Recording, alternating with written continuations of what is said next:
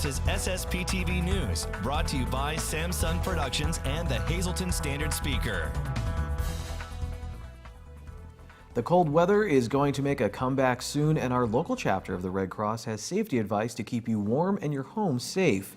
Happy Friday, everyone. Thank you so much for your time. I'm Ken Kara. Hey, why not download that Samsung Productions app to take us with you on the go this weekend? And remember to watch us in HD on Service Electric Cablevision Channel 513. And now we'll start with headlines from SSPTV and the Hazleton Standard Speaker. Hazleton police arrested 2 men on drug-related charges Thursday. One of them is awaiting trial for drug delivery resulting in the death of a Tamaqua woman. Officers responded to the 300 block of South Poplar Street for a report of 2 suspicious vehicles. They found one of the vehicles matching the description with 3 males inside. 23-year-old Kyle Miranda and 23-year-old Derek Sinard were found to be in possession of crystal meth, heroin, assorted prescription medications, marijuana, and more. Miranda of Barnesville is one of 3 people charged in the 2016 overdose death of 23-year-old Alexandria Sienkiewicz of Tamaqua. It looks like a wintry scene, but it's not. The Department of Environmental Protection is investigating the discovery of foam clouds along the banks of the Black Creek. What looks like giant white suds have been seen on the ground and in the trees along the road from Rock Glen to Fern Glen. According to our media partner, the Standard Speaker, a DEP inspector has traced the foam to a plant in the Valmont Industrial Park, Hinkle Consumer Products. The company was notified of a leak in a sewer system that serves it and other industrial businesses. A company spokeswoman says being a responsible neighbor is important to them, and they isolated their effluent systems while they investigate. Hazleton City Council will meet tonight at 6 p.m. It's expected to start from scratch to create a new budget for 2018. Last night, Council voted to uphold Mayor Jeff Cassatt's veto of a budget approved by the previous Council. The adoption deadline was extended because of the municipal election. Council meets tonight at 6 p.m. 2017 was a busy year for the American Red Cross, and 2018 is already off to a busy start. Lisa Sugart has more on the organization's valuable role in so many disasters and how you can help. Well, the winter season is far from over, but it's been a busy one already for the American Red Cross. Here to tell us about the situations it's had to deal with and worrying about the future is Dave Skutnik, the Regional Director of Communications for the American Red Cross. Dave, every time I see these horrific fires in the news, and they always say the American Red Cross is helping. The American Red Cross is helping. You guys have been really busy. Yeah, it sure has. It's been very busy, really, since the weather turned really cold right after Christmas, and it's just been a straight shot right through there. A lot of fires across the region, and a lot of them caused by people trying to do different things to stay warm, which you certainly can't blame anybody. We're all fighting to stay warm right now. But there's a number of safety tips that we want to kind of pass along to try to keep people safe and warm at the same time.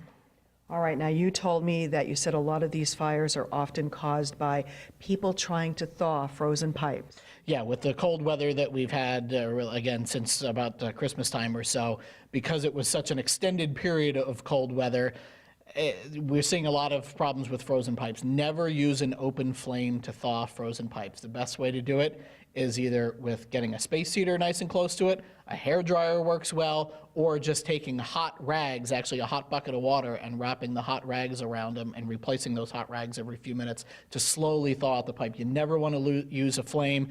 There's a lot of insulation around pipes, and they can catch fire like that.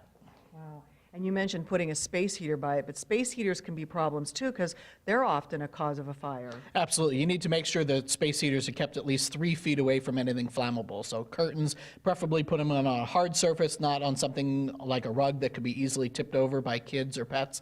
And another big one we find, space heaters actually need to be plugged directly into the wall. They tend to draw a lot of current, so you never want to use extension cords or power strips because they can actually overheat with the amount of current that the space heater is pulling. So make sure the space heater is plugged directly into the wall. All right, very important tips.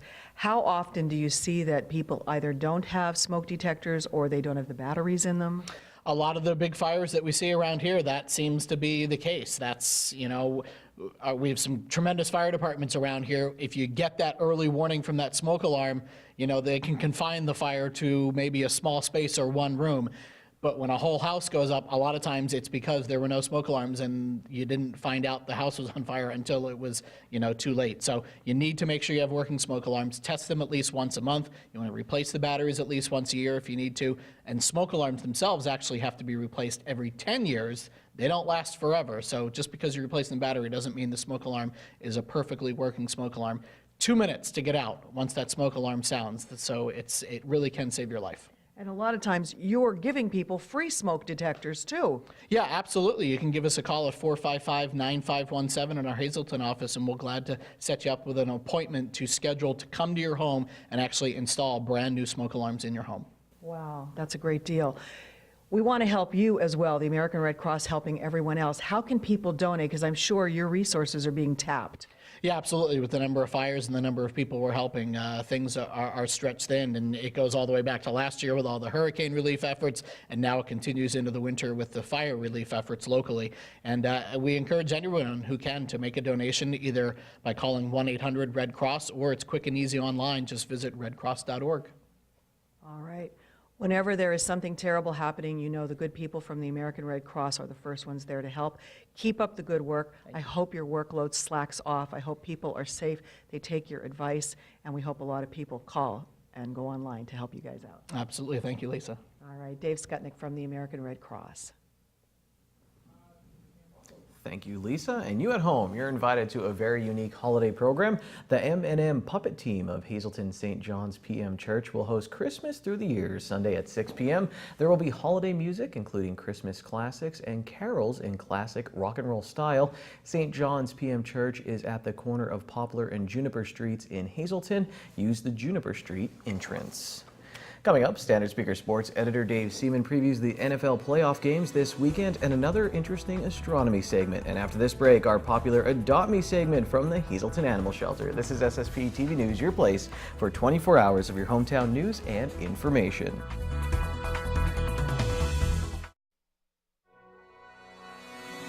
This is SSPTV News, brought to you by Samsung Productions and the Hazleton Standard Speaker.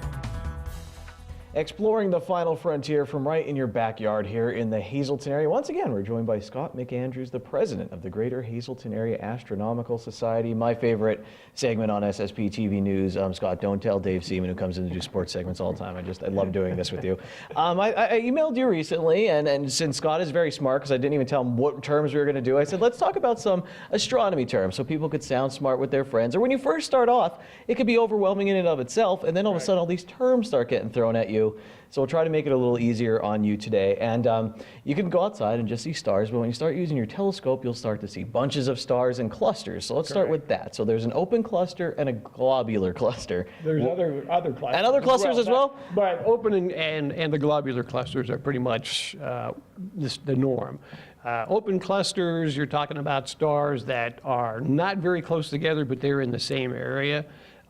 Globular clusters, when you look at it like M13 and Hercules, all the stars are very, very close together. So open clusters, you don't think as a good thing to look at, but they're still kind of cool to look at. The globular clusters, they're neater. I'd rather look at a globular cluster than an open cluster. I'm team open cluster, and let me tell you, I just, sometimes with my wider lenses and that blows my mind when you just see so many in a spot, but the globular cluster is very, very cool as well. Conjunction, this one, I have to look this up every time. I think I know what I'm talking about with astronomy, but every time I'm Googling this term, what does it mean? I always hear planets are in conjunction. Correct. When they're in conjunction, they're very, very close together. Sometimes you'll see 3 or 4 planets in a row. A couple of years ago, I think in the early 70s, I think there was one where there was like 5 planets all in a row. But that's what they talk about a conjunction, when you can see 3 or 4 planets in a particular row, whether it's in the east or west, or most of the time it's always either in the east or the west when you check out those conjunctions. And you always talk about, enjoying the planets, right in our own solar system, in our own cosmic backyard. I'll tell you what, I wake up early. I think it was Mars and Venus, and it is one of the most exciting things. It's 5 a.m. and I'm running around the house. It's so cool when you see that. Okay, and then we have these 3, which again, people could confuse, or I definitely do sometimes. Comet, asteroid, and meteor. Let's start with the comet. All right, the comets are things that will have a orbit around the sun. So, you talk about Halley's Comet, some other comets that come around, periodic comets. You're always going to see a comet in the sky if you know where to look. There's going to be something out there. I know you had asteroid down there as well. Asteroids are just things that are circling around the sun and not particular any orbit. They've got the asteroid belt. You'd hardly ever see anything like that unless you're in space. And then finally a meteor, and that's what we see coming like into the atmosphere, right? When people say shooting star or something, it's a meteor. Well, they come from comets. Comets, okay. Yeah, so when a comet comes by and it gets close to the sun, it'll start to burn off and melt the ice particles, and these pieces come off. So that's what happens when you see like the Geminids, you'll see the meteor showers.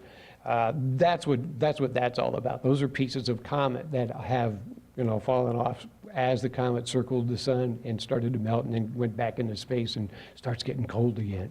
Meteor showers are very cool. And you can Yes, just they Google, are. hey, what meteor shower's coming up? They'll tell you kind of where to look in the sky. And it's funny, I went out one night with a chair, sat in my backyard with a beer, fell asleep. 2 hours later, still saw nothing. But a few nights, and then nights after that, I saw this beautiful green meteor just go through the sky. Samuel Sand Jr. saw it too, and it's funny, we just talked about it. It was so bright in the valley. Let's close this segment up. I want to talk about this term, earthshine, because this is my show and tell part. I just so happened to shoot the moon. I thought, how cool, I could see the whole moon and it's only a crescent. But that's because of earthshine, which from my understanding, Scott, it's when the sunlight goes off of the earth and then bounces in and hits the darker part of the moon. That is correct. So you win that one. Okay, so I got something right here at the end. So I could go and feel good about myself, and I'll say, hey, let's do another segment. We'll bring Scott back for more talk about astronomy. Time now for weather on SSPTV News. We have a flood watch and a winter weather advisory in effect from the National Weather Service. Both run until tomorrow evening. Here's a local forecast from the National Weather Service. Tonight, rain before 2 a.m. and then freezing rain between 2 a.m. and 5 a.m. and then freezing rain and sleet after 5 a.m. We'll see fog then around 11 a.m. or before 11 p.m. We'll have a low of 21 degrees, wind gusts as high as 28 miles per hour, new ice accumulation of around 0.2 of an inch, new sleet accumulation of less than a ½ inch possible. And then on Saturday, expect some sleet before 9 a.m., then a chance of snow showers between 9 a.m. and 1 p.m., mostly cloudy. The temperature will get down to 16 degrees by 5 p.m., by 5 p.m. It'll be 18 for the high, 4 for the low, new snow and sleet accumulation of less than a ½ inch possible. Saturday, partly cloudy at night with a low of 3 degrees with the wind chill. Will feel like -12. Sunday will be sunny, high of 18. At night, partly cloudy, low of 4. On Martin Luther King Jr. Day, partly sunny, high of 21. At night, 50% chance of some snow, mostly cloudy, low of 15 degrees. On Tuesday, 50% chance of snow, mostly cloudy, high of 29. At night, a low of 12 degrees with a 30% chance of snow. Take a look at your midday winning lottery numbers before we get to Adopt Me. Pick 2, 85, pick 3, 859, pick 4, 2231, pick 5, 50270. The wild number is 6. We have a big dog coming up right now at the Hazelton Animal Shelter.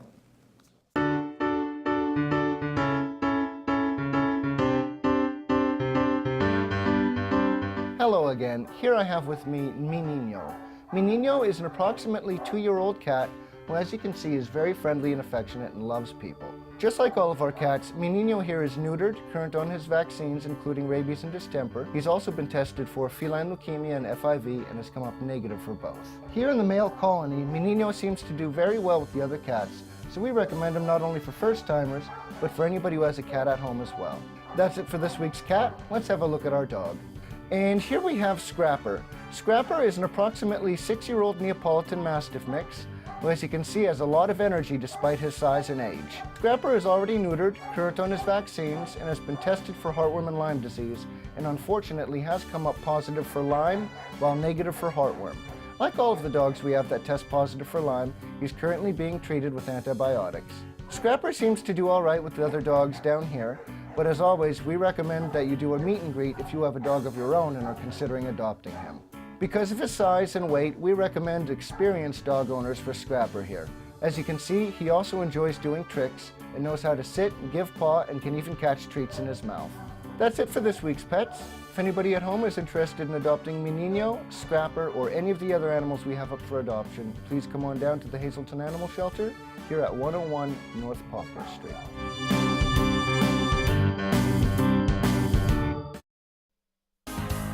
Time now for sports on SSPTV News. The Steelers and Eagles have NFL playoff games this weekend. Dave Seaman is here to break it all down.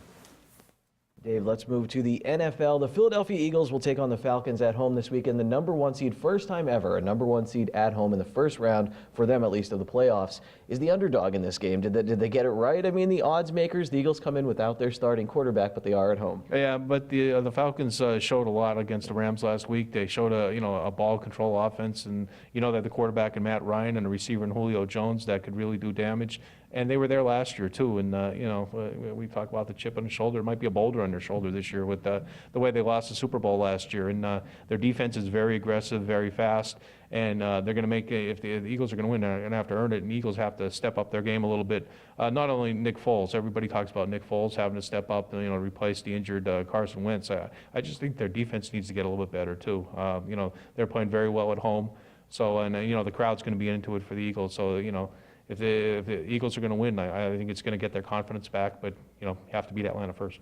And for the Falcons, Dave, with Georgia losing in the way they did after a 20-3 lead, there's a lot of memes out there with the Falcons score on one side from the Super Bowl last year and Georgia's score this year. So that's being rehashed right now. Let's talk about the Steelers matchup. You mentioned it last week. Possible rematch with Jacksonville and maybe revenge on the mind of the Steelers this weekend at home. Yeah, last time they played, Ben Roethlisberger, was questioning his own ability, which obviously he shouldn't because he's one of the top quarterbacks in the game. But Jacksonville has a young, aggressive defense that really, I think they had 2 returns for touchdowns on interceptions, 5 interceptions in all. It's a young team. It's a hungry team. But can their offense keep up with the Steelers? If the Steelers get on a little bit of a roll, this Jacksonville have the offense. Pressure will be on Blake Bortles, the quarterback for Jacksonville. They have an outstanding running back, a young running back in Leonard Fournette. But, the Steelers at home in a playoff game, that's a tough opportunity there for the Jaguars to come in there and win that game.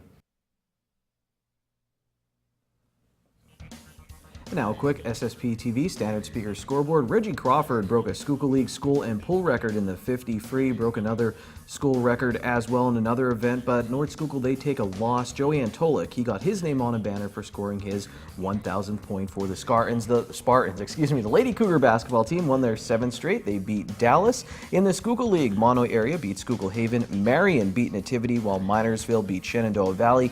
Lake Lehman topped MMI in girls basketball, and the MMI boys fell to Myers. Marion topped Shenandoah Valley, while in wrestling, Tunkhannock beat Hazleton area, Pottsville beat North Schuylkill, and Blue Mountain pinned Tamaqua. Now, ladies and gentlemen, put your hands together for the man, the myth, the Marchetti. Here comes Short Shots.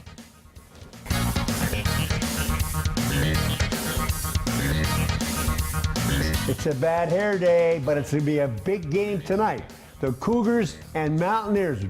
The Cougars are 8-0 and the Mountaineers are 9-1. They will clash 2 hours from now in Dallas. Hi, everybody. This is Short Shots. Will this be a close one? I don't think so. Even though Dallas is looking very strong this season, the Cougars will prove once again tonight that they are the real deal.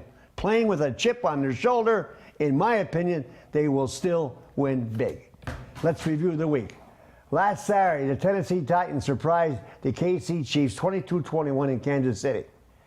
The Atlanta Falcons defeated the LA Rams 26-13 in Los Angeles. On Sunday, the Jacksonville Jaguars bested the Buffalo Bills 10-3 in Jacksonville, and the New Orleans Saints beat the Carolina Panthers in New Orleans. Also on Sunday, the Hazleton area Cougar boys crushed Crestwood 72-33 at home. On Monday night, the NCAA National Championship was played in Atlanta. Alabama bounced back from a 13-0 halftime deficit and a 20-7 third quarter deficit to beat Georgia in overtime by 3.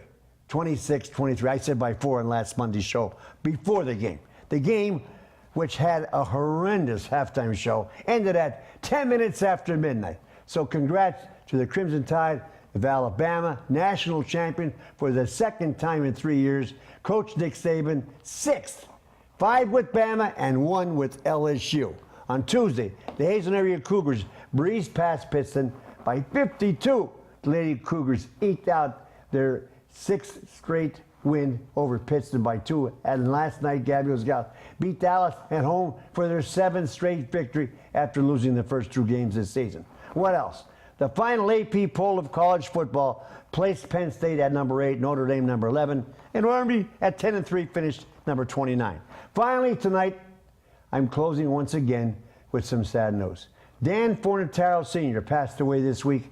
Danny was the godfather of weightlifting in Hazleton. After 77 years, he is still, and perhaps always will be, the youngest and lightest of the world-famous 300 Club. On February 6, 1940, he became the youngest person in the world to clean and jerk 300 pounds, while setting a world record before his 16th birthday, while only weighing 165 pounds. Mother of God! He introduced and ran strength training to hundreds of area athletes over the years.